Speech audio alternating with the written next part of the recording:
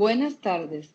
En nombre de la Universidad Juárez Autónoma de Tabasco, de la Dirección de Tecnologías de Información e Innovación y en el marco de las Jornadas Multidisciplinarias de Salud, Retos ante COVID-19, le damos la bienvenida al doctor Sergio Quirós Gómez, médico cirujano y maestro en salud pública por la Universidad Juárez Autónoma de Tabasco.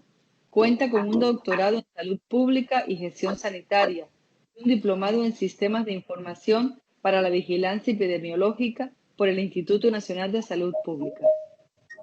Tiene experiencia laboral en el sector público, privado y administrativo en salud y actualmente es profesor investigador en la División Académica Multidisciplinaria de Los Ríos de la Universidad Juárez Autónoma de Tabasco, donde es también responsable del Grupo de Investigación Salud Pública.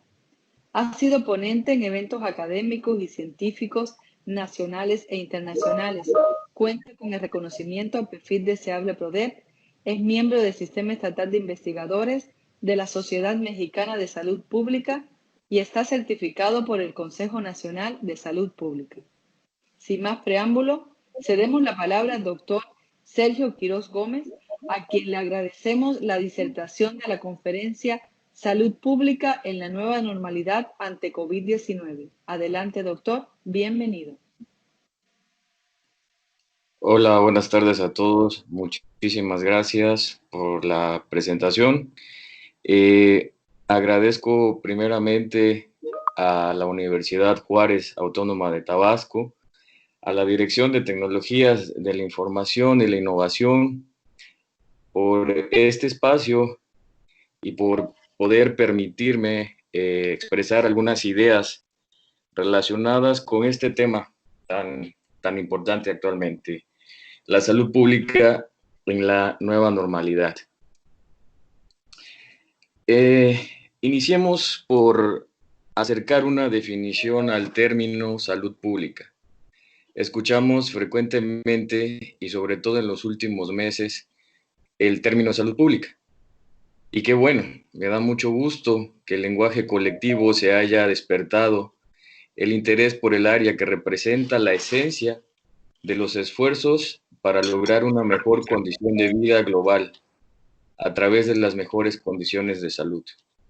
El término salud pública ha estado cargado de significados ambiguos, de interpretaciones de acuerdo a quien las ejecuta. Entre las acepciones que podemos identificar están que se tome a la salud pública solo para referirse a las acciones del gobierno. Por otro lado, un segundo significado más amplio considera o incluye a la comunidad, es decir, el público, las masas, la población. Existe también la asociación o la tendencia a asociar salud pública con los servicios no personales de salud, que de acuerdo con la OMS son aquellos que se aplican al ambiente, incluyen, por ejemplo, el saneamiento del medio, es decir, la limpieza, el alcantarillado, por ejemplo, o también servicios no personales a la colectividad, en donde entrarían la educación para la salud, a la población en general. Hay otro uso que está enfocado en las actividades preventivas en la población, dirigida a grupos específicos, por ejemplo, vacunaciones, materno-infantil o la salud sexual y reproductiva. Por último, la salud pública igual se usa para definir a menudo problemas que afectan a un buen número de personas y que resultan de alta incidencia o peligrosidad, y que actualmente lo vivimos con el nuevo coronavirus SARS-CoV-2. Entonces, todos estos usos o significados en la población son usados indistintamente y resultan combinaciones o diferenciaciones, como el asumir que la medicina preventiva es responsabilidad exclusiva del sector público y la medicina curativa se asocia al sector privado. En otras palabras, podríamos decir que se asocian los problemas que afectan a un mayor número de personas a la responsabilidad del gobierno. Problemas individuales o terapéuticos personales son atendidos en gran mayoría por el sector privado. Ello ha llevado a asumir a la salud pública como un subsistema, donde se toma la disciplina como una corriente paralela a la medicina curativa. Se asocia incorrectamente a que salud pública solo es prevención de enfermedades, solo es promoción de estilos de vida saludables, y esto es totalmente incorrecto. La salud pública no significa un conjunto de servicios, tampoco es una forma de propiedad. No solo son tipos específicos de problemas. A diferencia de la medicina clínica, la cual opera a nivel individual, o a la biomedicina, que se enfoca en lo subindividual, la salud pública debe considerarse en un marco integral, en un marco sistémico, donde convergen todos los elementos individuales y externos al ser humano, sus relaciones y también sus comportamientos. Habiendo hecho esta introducción y asumiendo el campo de acción de la salud pública, situémonos en el contexto actual de la pandemia por COVID-19, la nueva enfermedad por el SARS-CoV-2. México se encuentra en la mayor crisis sanitaria de los últimos 100 años. Nos encontramos ante una pandemia de la que ningún país del mundo estaba preparado para sus efectos colaterales. De grandes dimensiones tan devastadoras como la pandemia de 1918.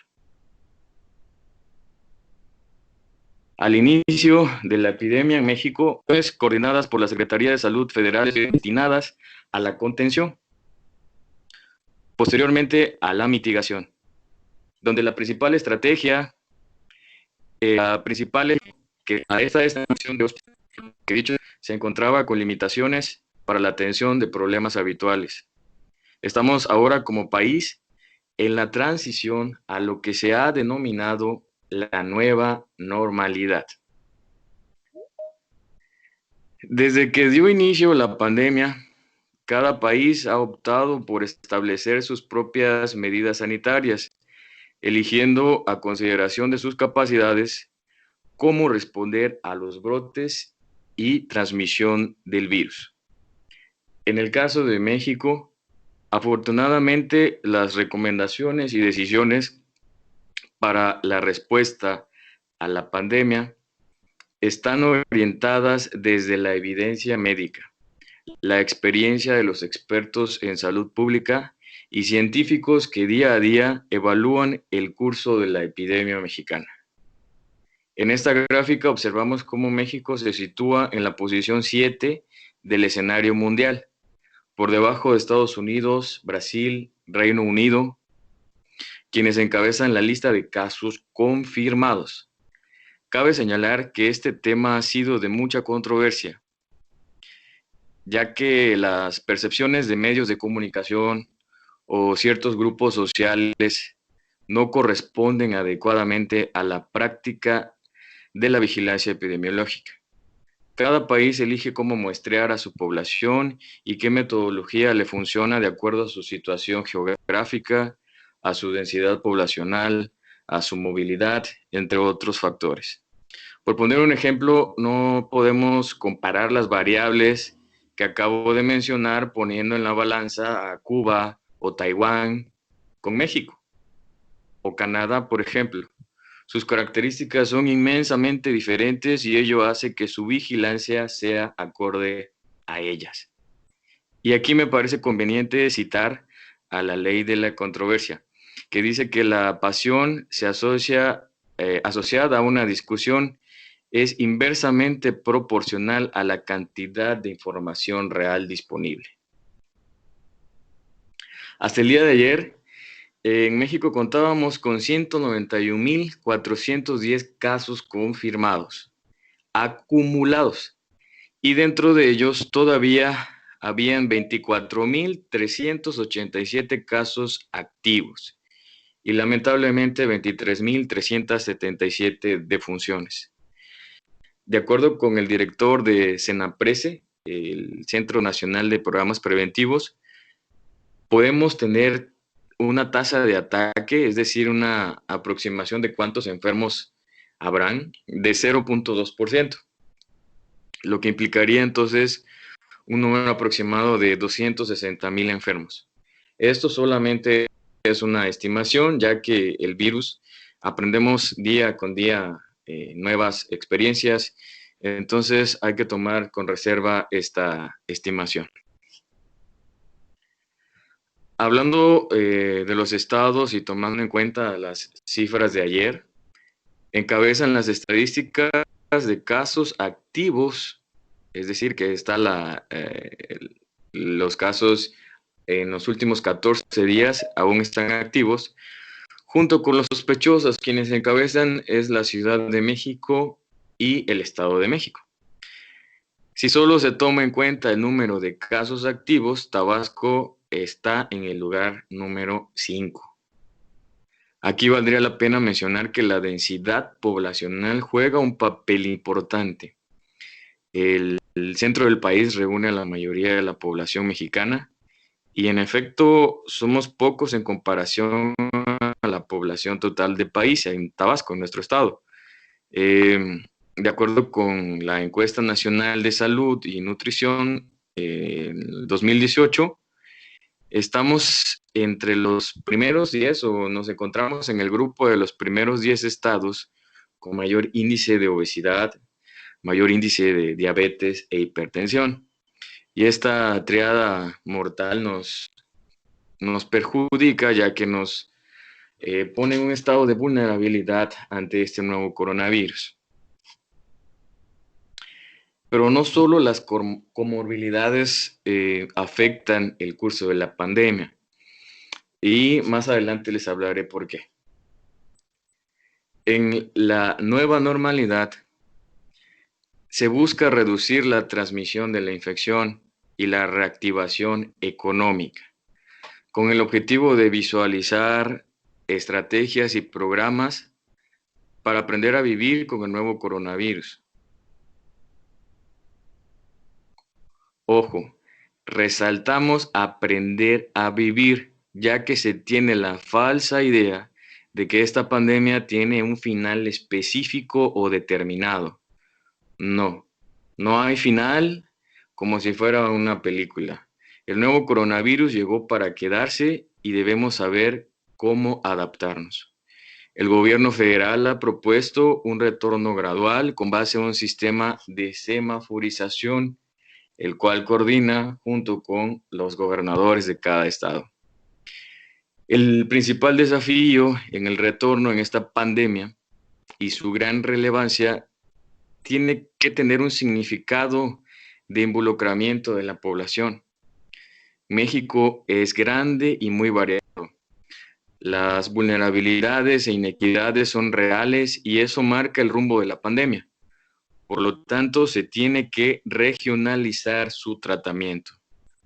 Como mencionaba anteriormente, no se puede concebir un solo diagnóstico generalizado. México representa un mosaico de culturas, de regiones, capacidades en salud, que no permite aplicar una sola interpretación en esta pandemia. Es importante reafirmar que esta pandemia nadie, absolutamente nadie, saldrá a una nueva normalidad sin daños. Todos los países y continentes tendrán repercusiones, principalmente en salud, pero todos, en mayor o menor medida, tendrán algún daño. La responsabilidad no es exclusiva del gobierno, ni de los empresarios, ni de la población obrera, ni del sector salud. Es tarea de todos. No se trata de buscar culpables, sino de dar propuestas para salir menos dañados. Estamos en un continuo aprendizaje, les mencionaba anteriormente. Este nuevo coronavirus, día tras día, nos enseña nuevas características. Aún es incierta su descripción y su rumbo. Por ello es necesario que la población identifique correctamente las estrategias a seguir, su vulnerabilidad desde su estado orgánico, la carga de la enfermedad en su comunidad, saber cómo se está comportando la enfermedad en su pueblo, en su ciudad. Se necesitan entonces protocolos estandarizados a seguir, protocolos de actuación, de higiene, de conducta, en los diferentes escenarios, como el trabajo, la casa, la recreación, por ejemplo, los parques, el cine, la plaza. Entonces, en este tema, el Instituto Mexicano del Seguro Social cuenta con recursos disponibles en su página oficial, donde brinda desde esos establecimientos cumplir con los requisitos básicos de la nueva normalidad. La difusión y socialización de los recursos es clave. Cada nuevo día, en alguna parte del mundo se descubre algo. Se propone una nueva medida, se sugieren protocolos o se hacen recomendaciones. Casos recientes de la evidencia del uso de la dexametasona para el tratamiento en pacientes graves. Si bien es importante esta socialización, es de cuidado también el hacer énfasis en no hacer algo sin la autorización de un experto. Hablando de vigilancia epidemiológica, este tema tan controversial que debido a las múltiples interpretaciones que dan personas con escaso o nulo conocimiento en el tema o con medios accesibles como las redes sociales, causan confusión en la población.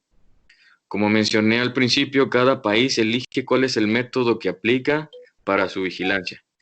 En el caso de México se ha trabajado extensamente con la vigilancia hospitalaria, la vigilancia centinela, y aquí hago un paréntesis. Esta vigilancia aporta tendencias, más no magnitudes específicas o totales. Se desconoce en todo el mundo el número exacto de enfermos, sobre todo por la gran proporción de asintomáticos. No quiere decir que la vigilancia centinela sea errónea. Son métodos para crear una tendencia, para trazar una tendencia. La información es valiosa, podrían haber ciertos retrasos en la notificación, ya que el registro en las plataformas demanda tiempo y el limitado personal opta por dar atención a los pacientes en un primer momento para posteriormente reportar los casos. Entonces, en esta nueva normalidad se requieren de mecanismos o estrategias que propongan frenar la transmisión del virus. Realizar una prueba de detección para diagnosticar COVID-19 a todo un país es muy difícil, por no decir imposible. Por eso, para saber cómo está la extensión de la pandemia dentro de una región, se están estudiando otras formas de hacerlo, formas que sean mucho más factibles y económicas. Para ello, investigadores de todo el mundo han comenzado a analizar aguas residuales. Estas aguas llegan a una instalación de tratamiento y ellas se pueden rastrear enfermedades infecciosas que se excretan en la orina o las heces, como el SARS-CoV-2. Otra medida interesante es el realizar la detección del virus o inmunoglobulinas en muestras de laboratorio habituales, en donde se seleccionen al azar una muestra para hacer un estudio poblacional. La dificultad que podría haber en esto es el limitado recurso, tanto humano como económico. El seguimiento de casos es otra de las opciones que tiene prometedoras expectativas. Está siendo aplicado prácticamente en todo el país, con especial énfasis en el centro de la República, la CDMX, con su jefa de gobierno, está aplicando esta estrategia integral del seguimiento cercano de los casos, en donde un factor importante sería el uso de aplicaciones mediante smartphones que faciliten el seguimiento y medidas valiosas para la contención y mitigación. Algunos investigadores del Instituto Nacional de Salud Pública mencionan que el 80% de los brotes son producidos por aproximadamente el 20% de los casos. Por ello, resulta importante la búsqueda y seguimiento de los contactos. La telemedicina tendrá que explotar las capacidades y competencias de la población de médicos, articular con la tecnología la práctica clínica. Claro está que no sustituye las grandes capacidades de la exploración física ni al interrogatorio social, pero debemos reinventar, replantear también mecanismos de prevención como las vacunaciones, la salud sexual y reproductiva. Estos programas, sobre todo la vacunación, representan un reto. Su ejecución debe modificarse para seguir llegando a un gran número de beneficiarios. Aquí hago un paréntesis importante porque es necesario recalcar que debemos reforzar la promoción de las vacunas. No hay medida más segura para la prevención de importantes agentes virales como la vacunación. Es una tristeza y preocupación como ya existen grupos antivacunas contra COVID, sin siquiera estar totalmente disponible. Y hay que seguir educando a nuestros familiares, amigos y a toda la población a cuidar de los pequeños vacunándolos. En esta pandemia no extrañaría que los daños colaterales sean evidentes en la salud mental, adicciones y violencia. Es y será frecuente el identificar casos de trastornos mentales, ansiedad, depresión, estrés postraumático, por ejemplo, insomnio, ideas suicidas. Una serie de consecuencias detonadas por el propio virus o por el confinamiento y la convivencia o aislamiento. Las adicciones y violencia son otro problema colateral en donde la responsabilidad es de todos. Brindar apoyo u orientación a quien sepamos pueda estar sufriendo de estas consecuencias. Existe desde la Secretaría de Salud líneas de apoyo psicológico que pudieran aportar al afrontamiento y atención de estos factores colaterales. En la nueva normalidad, el trabajo representa un área de grandes retos. Hablando desde el trabajo formal hasta el informal o del autotrabajo. Toda persona que desarrolle una actividad económica fuera de casa debe equilibrar sus riesgos. Es decir, si una persona es vulnerable por tener comorbilidades como diabetes, debe plantearse qué medidas debe tener adicionales a las ya establecidas. Aquí recuerdo una imagen en redes sociales de una mujer indígena, vendedora de frutas y verduras en la vía pública, que colocó su protección con material plástico alrededor de ella para evitar el contacto directo con el público. Y aquí una vez más vemos cómo la conciencia social no depende del nivel económico ni la posición social. Repito, tenemos que reinventar las prácticas sociales y económicas. El principal objetivo es romper con las cadenas de transmisión. Romper con estas cadenas de transmisión es importantísimo. Están disponibles en la página oficial del IMSS los protocolos a seguir en empresas, en espacios abiertos, espacios cerrados, los famosos permisos COVID, que son incapacidades tramitadas desde casa, en caso de tener síntomas compatibles con la enfermedad. Este es un claro ejemplo de la reinvención de los servicios. Insistir en la capacitación de los trabajadores, y no solo los trabajadores, toda la población debemos de estar capacitándonos en el tema. Por ello, les dejo aquí el link del Instituto Mexicano del Seguro Social. En ese link ustedes pueden encontrar los diferentes cursos de capacitación en el tema. En este sentido, la reinvención en la nueva normalidad se podría proponer para el trabajo algo similar como lo que hace Israel. Los israelitas proponen un modelo 4x10, trabajar 4 días y estar en confinamiento 10 días, el cual no significa descanso. Las actividades laborales se realizarán mediante el home office o el trabajo o el teletrabajo. México no tiene evidentemente la fortaleza económica de Israel. Tiene características específicas como su extensión territorial, su diversidad cultural, una enorme pobreza. Entonces podríamos proponer un modelo similar al de Israel, donde se privilegie el teletrabajo, sobre todo con la población vulnerable. Alrededor de un 50 o 60% de la población mexicana está en pobreza y pobreza extrema. Y sabemos que el sector informal depende del sector formal. Por ello es evidente que el confinamiento prolongado de toda la población es inviable, no recomendable. Por eso debemos optar por otras estrategias.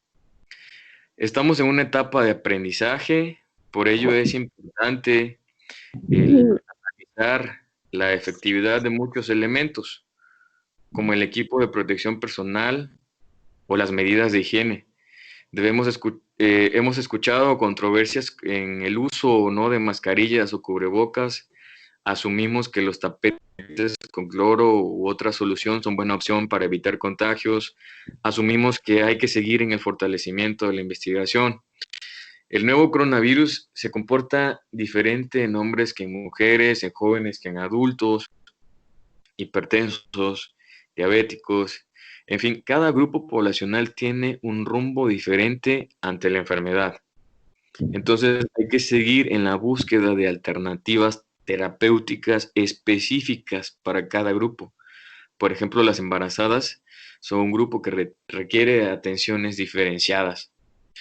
Hemos observado cómo la modelación matemática es una herramienta importante en la interpretación de esta pandemia y debería quedarse para orientar futuras acciones no solo en salud, sino en todos los sectores. Por mencionar algunos importantes, la seguridad y la economía. Esta modelación matemática sería de gran ayuda en estos sectores de seguridad y economía. México está integrado por muchos Méxicos. La dinámica en cada región o estado es muy diferente. Claro ejemplo lo vemos siendo nosotros como en Tabasco, con pocos habitantes en el estado, un foco rojo casi desde el inicio de la epidemia en nuestro país. La participación y corresponsabilidad comunitaria es clave para la nueva normalidad. Y lograr esto depende de los conocimientos, actitudes, prácticas de la población. La participación y corresponsabilidad, entonces, son elementos importantes. Por ello, como grupo de investigación que tenemos en la universidad, en salud pública, nos hemos dado a la tarea de analizar estas 3 dimensiones en la población, precisamente por la complicada situación de Tabasco y para comprender mejor el fenómeno social. Dentro de los resultados preliminares que tenemos, la población tabasqueña cuenta con los conocimientos. La población en su gran mayoría, está informada sobre la enfermedad. Tiene confianza y sus fuentes sobre los conocimientos de la enfermedad la depositan en primer lugar en el personal de salud, en segundo lugar en datos del gobierno y en tercero en lo que anuncian en la televisión. En cuanto a actitudes, la población considera a la enfermedad un problema importante, sí, pero que se controlará en pocos meses. Eso es lo que hemos obtenido de los resultados preliminares. Y dentro de las prácticas, un buen sector de la población ha optado medidas higiénicas como el lavado de manos, la distancia física, pero existe un sector resistente, ya que no creen que las medidas sean eficaces. Este sector podría ser el detonante de la problemática que estamos actualmente evidenciando y tenemos. Y aquí en este sector resistente rescato estos elementos que han manifestado. Declaran que hay otras personas encargadas de prevenir la infección. Otras personas encargadas de prevenir la infección. Es decir, no se hacen responsables de sus actos. Dicen no contar con los recursos necesarios para prevenir la infección. Estos comportamientos pudieran explicar la situación en la que nos encontramos. Es importante decir que mientras no exista una vacuna o tratamiento efectivo, se seguirán presentando oleadas en la población y esperando que la inmunidad de rebaño sea permanente. En la búsqueda de una solución, cientos de investigadores están tratando con diversos fármacos o químicos. Hasta el momento, la efectividad de algunos es prometedora, pero bajo reserva, ya que no se cuenta con total certidumbre. En el ánimo de reconfortar a los pacientes, se acude también a la medicina tradicional, con hierbas o ungüentos. No quiere decir que esté mal, sino tomar sus cuidados en no causar más daño que beneficios. Por ejemplo, el recomendar aspirinas con té de limón pudiera ser perjudicial para alguien que tiene úlceras pépticas o trastornos de la coagulación, y no se diga si adquiere dengue. Es importante señalar que no se automediquen, que consulten a su médico antes de cualquier acción. En el pensamiento utópico es ideal que haya un final establecido de esta pandemia. La realidad es que no existe. Es más bien un continuo en donde cada día hay nuevas experiencias, nuevos casos, nuevos retos. La nueva normalidad exige una adecuada articulación de las diferentes instancias de salud. Hemos sido testigos de una coordinación sin precedentes de los diferentes sectores de nuestro sistema de salud, de institutos nacionales y de sistemas estatales. Como nunca antes en México se ha trabajado bajo esta coordinación. Es un trabajo titánico, colaborativo, que la COVID apresuró. Un gran comienzo para avanzar hacia el tan anhelado y esperado acceso universal a la salud. ¿Estamos preparados para una nueva normalidad? Sí, yo diría que sí. En la medida de nuestros actos tendremos una nueva. Pero esta nueva normalidad exige un cambio individual y colectivo. Cuidar de nuestro organismo y cuidar a los demás con nuestros actos. Combatir los índices de obesidad, la hipertensión, la diabetes, educar a los niños en el autocuidado, dignificar el trabajo del personal de salud es importantísimo. Reconocer que la salud no se vende en 30 pesos y que debemos olvidar el tratamiento a la carta, donde se privilegia el dinero y no la salud. Reconocer que el personal al frente de los hospitales COVID son humanos y tienen familias y que llegará el momento que no aguantarán más si continuamos con comportamientos poco responsables. Es deseable elaborar estrategias desde una perspectiva multinivel, ambiental, estructural, es decir, optar por medidas con poco esfuerzo individual, pero de gran impacto poblacional. Todo está interrelacionado. Estamos en un sistema que se compone de otros subsistemas y la salud pública no es responsabilidad solo de la salud. La salud pública somos todos de este planeta. La nueva normalidad no significa que haya un panorama ideal o un escenario propicio para abrir actividades económicas. No se confundan. México es un país de grandes desigualdades e inequidades.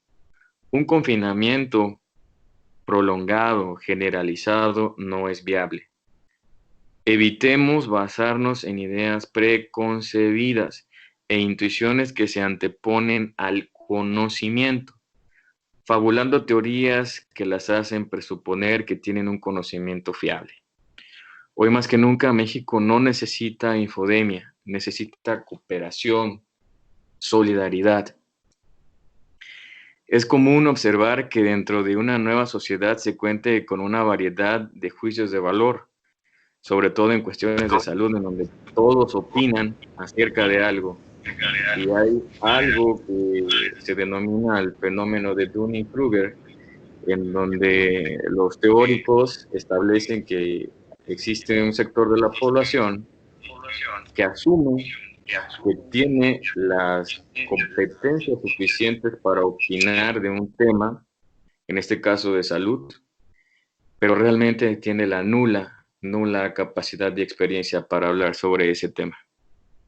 Mientras los expertos en salud emiten recomendaciones y determinan el riesgo con base científica, un sector de la población difiere de los criterios y opta por actuar de acuerdo a sus percepciones y entendimientos propios, basados en conocimientos, ideologías y cosmovisión. Esto conlleva a complicaciones en la contención y mitigación del virus, que se traduce a una viable y rápida transmisión, sobre todo cuando los comportamientos no son deseables u obstaculizan las acciones en salud. Más que una nueva normalidad, yo diría que debemos transitar, debemos migrar a una nueva responsabilidad ciudadana.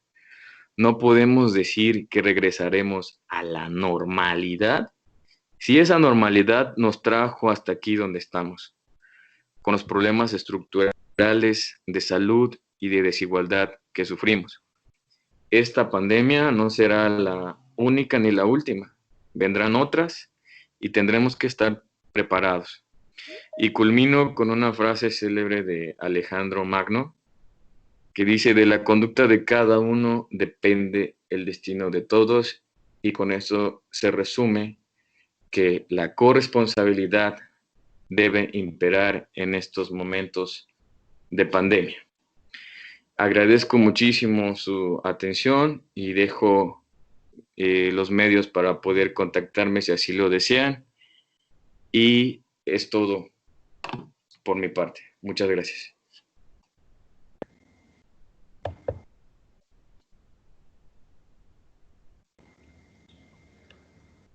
Agradecemos al doctor Sergio Quirós por su participación.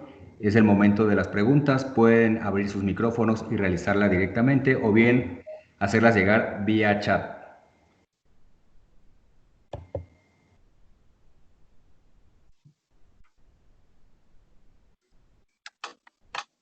Buenas tardes, doctor. De antemano, felicitaciones por su impecable participación y pues mi pregunta es la siguiente. Si ya obtuviste el COVID-19, ¿adquieres alguna inmunidad o eres más propenso a volver a tenerla? Y de antemano, gracias. Sobre el tema de la inmunidad, como les mencioné hace un momento, cada día se aprende algo nuevo con este coronavirus y hay estudios que proponen que se adquiere inmunidad más prolongada en aquellos pacientes que tienen enfermedad grave y se recuperan, obviamente. Que los pacientes que tuvieron enfermedad leve pudieran tener un menor número de inmunidad. ¿Cuánto dura esa inmunidad? Todavía no está definido. Como les repito, estamos en el proceso de aprendizaje. Lo que sí se sabe es que los pacientes graves pudieran tener mayor duración de esa inmunidad que los pacientes leves o asintomáticos. Muchas gracias. Dalila pregunta, ¿cuál debe ser nuestra perspectiva como personal de salud ante la nueva normalidad? Perspectiva, como les mencionaba, tenemos que reinventarnos, tenemos que asumir el problema desde diferentes niveles, desde diferentes perspectivas. Por eso hice la introducción del qué es la salud pública, porque no nada más es competencia de la Secretaría de Salud y no es competencia exclusiva del personal de salud. Eh, es esa idea viciada que se tiene en gran parte de la población de que la salud pública solamente es prevención y promoción. No, cualquier acto, cualquier comportamiento que nosotros hagamos como individuos de una comunidad, de una población, de una sociedad, va a repercutir en la vida y en la salud de otro. Entonces, ¿qué percepción debemos de tener? Una percepción de multifactores. Todo lo que hagamos con nuestros actos, nuestros hábitos, nuestras costumbres, tienen que cambiarse si nos trajeron a esta situación en la que estamos. Para empezar, con nuestros hábitos cotidianos personales, la actividad física, el ejercicio, la alimentación, inculcar la cultura también hacia nuestros familiares, amigos, conocidos, la solidaridad, la cooperación, la dignificación del personal de salud, porque se ha perdido el respeto o el reconocimiento a todo el personal de salud, no solo a los médicos. Entonces, tenemos que reinventarnos, tenemos que cambiar esas percepciones, porque si no, no hemos aprendido nada de esta pandemia. Muchas gracias, doctor. Pregunta José, ¿cuáles serán las ventajas y desventajas de esta nueva normalidad?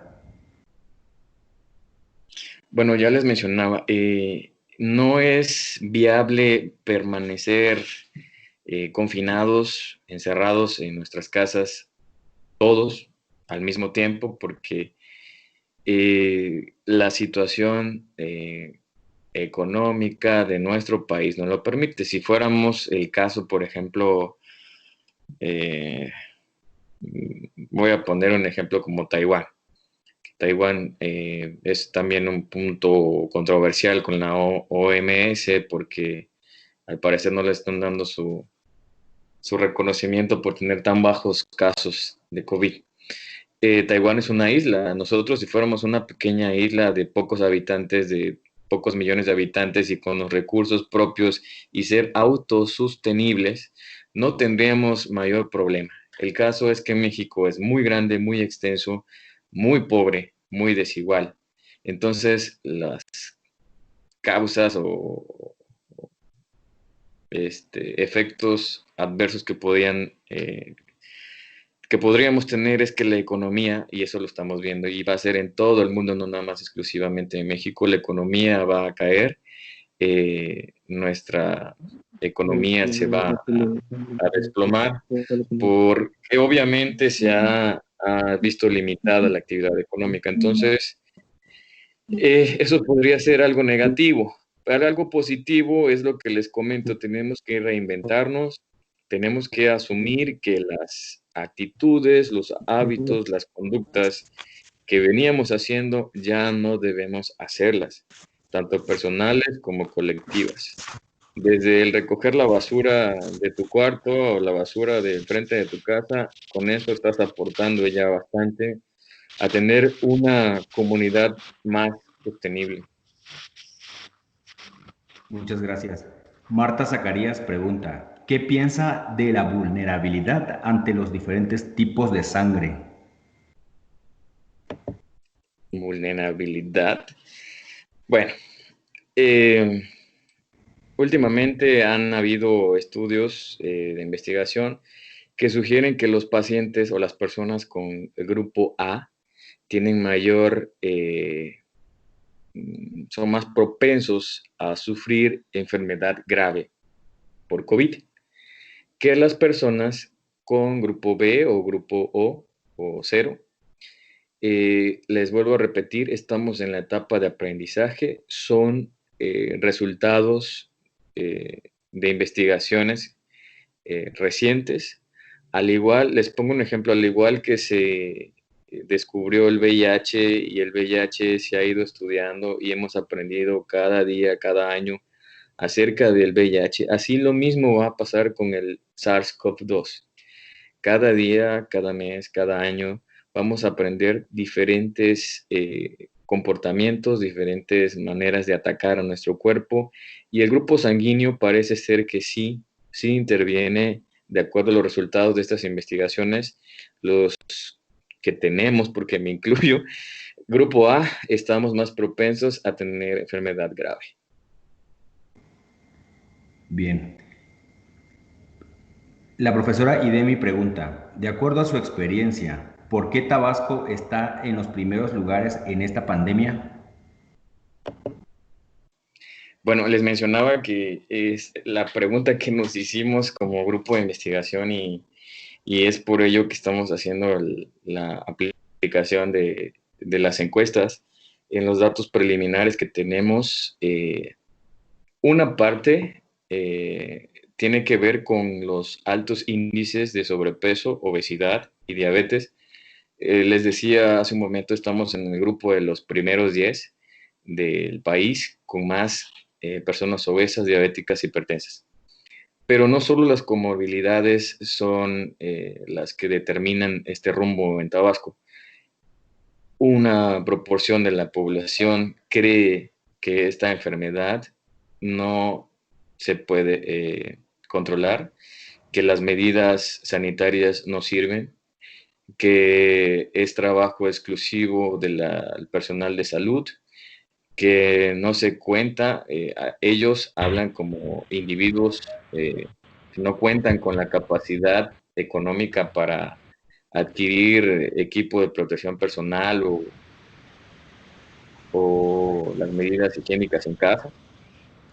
Es, digamos, el factor actitudinal y de comportamiento el que está determinando esta incidencia en Tabasco.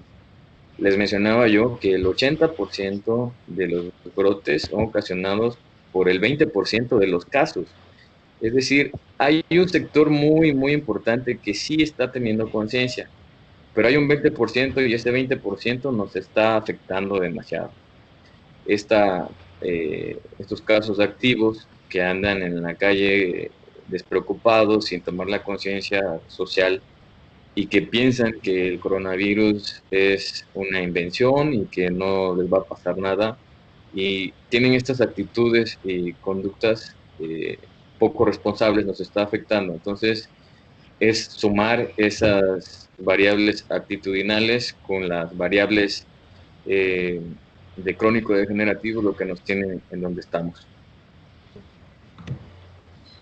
El doctor Castro del Hospital Ángeles quiere hacer una pregunta. Le invitamos a abrir su micrófono, por favor.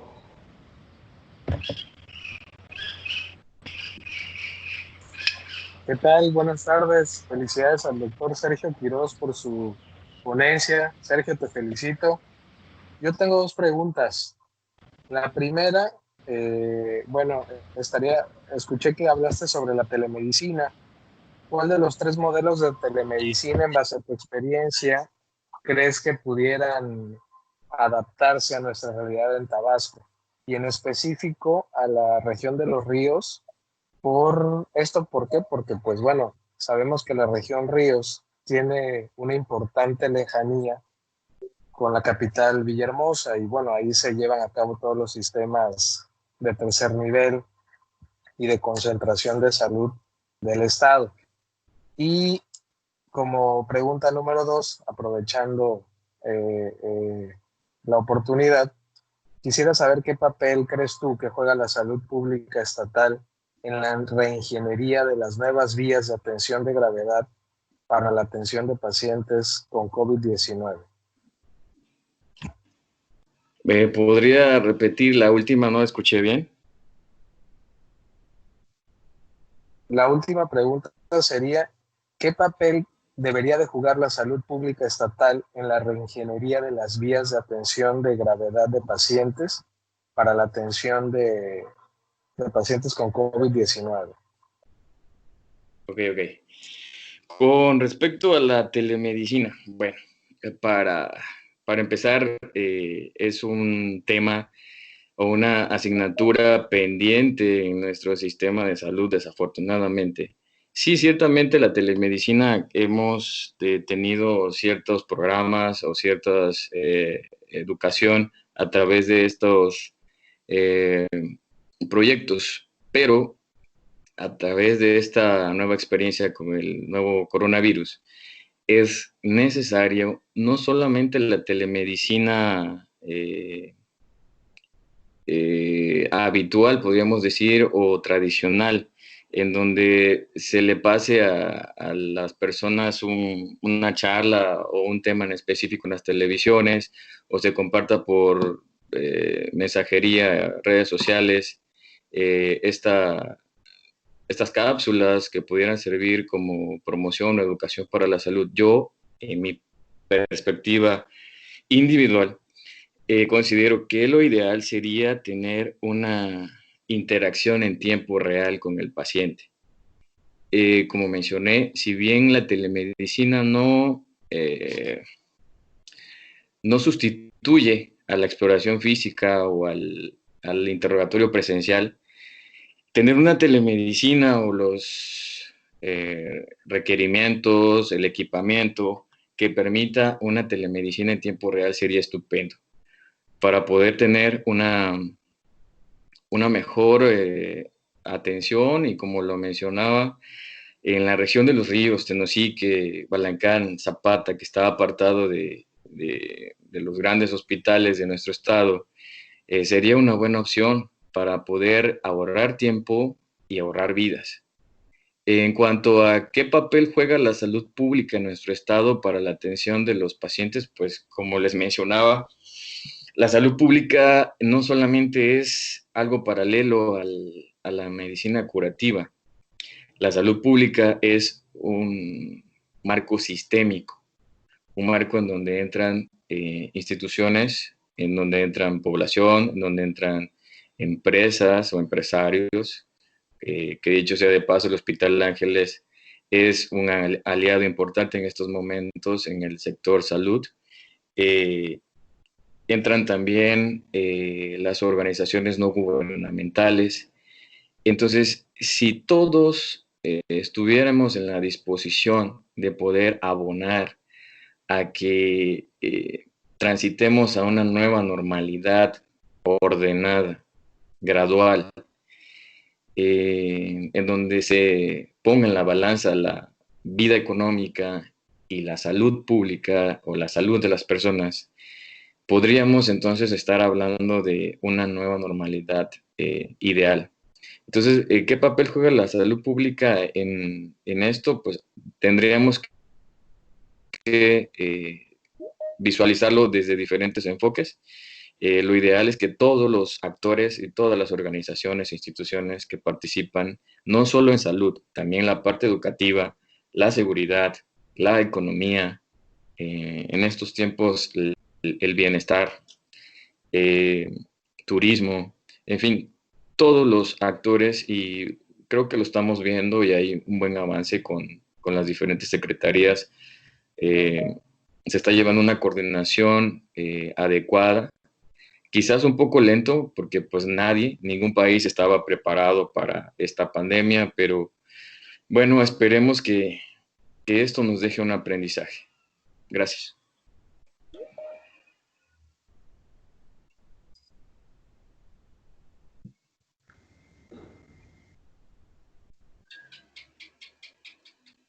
¿Alguien Bueno, más? sí. Alicia pregunta, ¿tenemos alguna ¿tenemos alguna posibilidad que podamos coexistir en un futuro con el COVID sin que sea tan agresivo?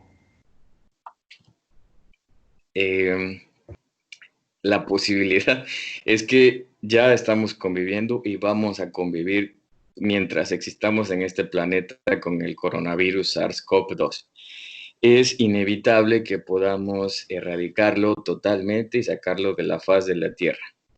De que sea agresivo o no agresivo va a depender de la situación particular del organismo individual de cada persona. Una persona con comorbilidades crónico-degenerativas no tiene las mismas oportunidades que un joven adolescente sano. Entonces, la opción no es si vamos o no a vivir con el coronavirus. La opción es cómo vamos a coexistir con el coronavirus. Gracias, doctor. Luis pregunta, si existen pacientes asintomáticos, ¿cómo podemos cortar la línea de transmisión? Bien, se tiene la idea o la teoría de que el 80% de los pacientes con coronavirus son asintomáticos, que también hay que tomar con reserva este porcentaje porque, como les repito, estamos aprendiendo acerca del nuevo coronavirus. Entonces, este 80% que se supone serían asintomáticos son la parte, digamos, más difícil, y es ahí donde viene la controversia con el hacer pruebas. Si bien el hacer pruebas a todos los mexicanos hoy, por ejemplo, pudiera resultar en identificar un buen número de quienes están infectados, no va a servir de nada la próxima semana porque los que salieron negativos hoy, la próxima semana pueden salir positivos. Entonces, esta elección de hacer pruebas en grandes magnitudes, a fines de hacer pruebas porque sí no tienen ningún beneficio. Lo que sí se puede hacer es optar por modelos como el israelí, que me parece muy bueno el modelo de Israel, y juega con la parte económica, no dejan de activarse la economía y juega con el ciclo biológico del virus, en donde podemos estar quizás en el trabajo con alguien asintomático, pero como vamos a confinarnos ciertos días, cortamos esa cadena de transmisión. Esa quizá podría ser una opción. El hacer pruebas, porque sí, no. Sí pruebas, pero para el seguimiento de contactos y estar identificando la evolución de cada uno de ellos. Y aquí una opción importante sería la utilización de aplicaciones móviles que pudieran aportar el beneficio de llevar un seguimiento más estrecho con esos pacientes. Y cuando lo... ¿Sí? ¿Alguien más? Son todas las preguntas, doctor. Agradecemos su participación en aula virtual con la conferencia Salud Pública ante la nueva normalidad COVID-19. Gracias, doctor Sergio Quiroz, por su participación en nombre de la Universidad Juárez Autónoma de Tabasco y la Dirección de Tecnologías de Información e Innovación. Buenas tardes a todos. Muchas gracias.